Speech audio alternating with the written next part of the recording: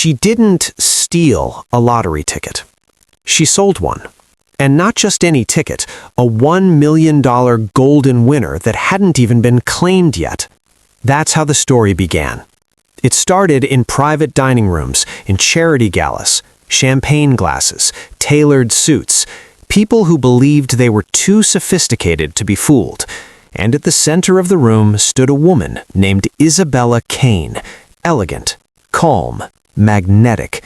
She didn't look like a scammer. She looked like an opportunity. Isabella had a story, a heartbreaking one. Her uncle had passed away unexpectedly. Among his belongings was a verified winning lottery ticket worth $1 million. The problem, the estate was tied up in probate. Lawyers, delays, taxes, months before the payout could legally be processed. But there was a solution. She was willing to sell the ticket at a discount, $650,000 in cash, to someone who wanted a guaranteed million once the paperwork cleared. A clean $350K profit, low risk, high reward, exclusive access. And she never pitched it like a scam. She pitched it like a favor.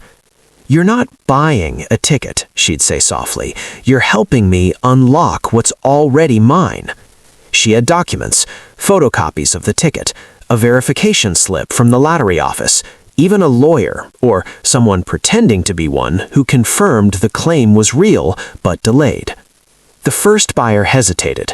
A tech investor named Daniel Ross, self-made, analytical, cautious. But Isabella was patient.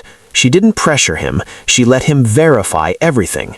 The ticket number matched public records. The jackpot had indeed gone unclaimed. The signature seemed authentic. Even the timeline made sense. It felt airtight. Daniel wired the money. 2 weeks later, Isabella approached someone else, this time a real estate developer. Same story, same ticket, same documents, same calm confidence. Another $650,000. Then another, and another. Because here's what no one thought to ask. Why would someone sell a guaranteed $1 million for $650,000 when they could simply wait? The answer, they wouldn't, unless there was $1 million to begin with. Months passed. The lottery office never announced a payout. Daniel called Isabella. No response. He contacted the lawyer. Disconnected number. The email domain vanished. That's when panic replaced pride. Daniel wasn't the only one. 3 other investors began quietly making calls, comparing notes. Each had signed separate NDAs. Each believed they were the only buyer. Each thought they had negotiated a private, once-in-a-lifetime deal. They hadn't. Bought a lottery ticket. They had bought the same lie. Enter Detective Marcus Hale, Financial Crimes Division. Not flashy, not dramatic, just patient. When the victims came forward, their biggest obstacle wasn't evidence. It was embarrassing. Successful people don't like admitting they were conned. But Marcus noticed something simple. The lottery ticket copies each investor received weren't identical. The signature varied slightly. The serial numbers were close, but not exact. Isabella hadn't sold one fake ticket. She had printed variations of a fabricated one, adjusting small details to avoid cross-verification between victims. She understood ego psychology. Wealthy buyers don't compare notes, they compete.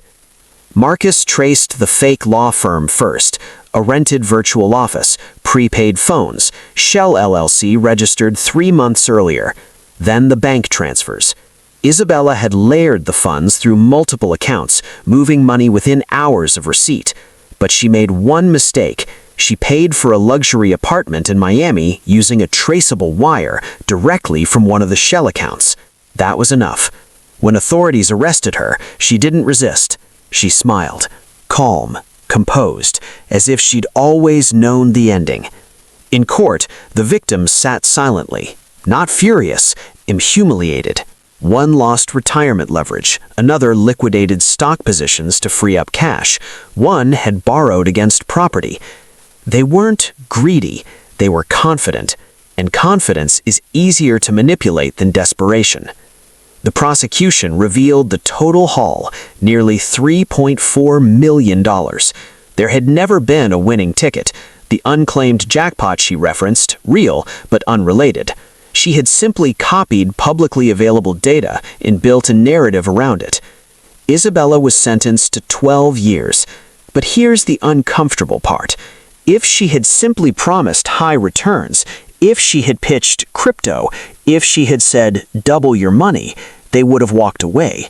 What made this work was subtlety.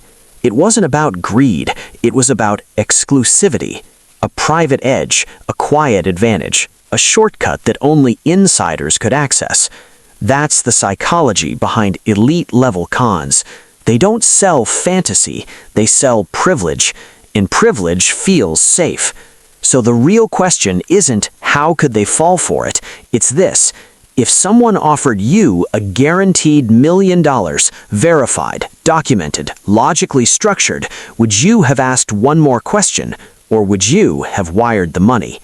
Because the most unbelievable cons aren't loud, they're reasonable, and that's what makes them dangerous.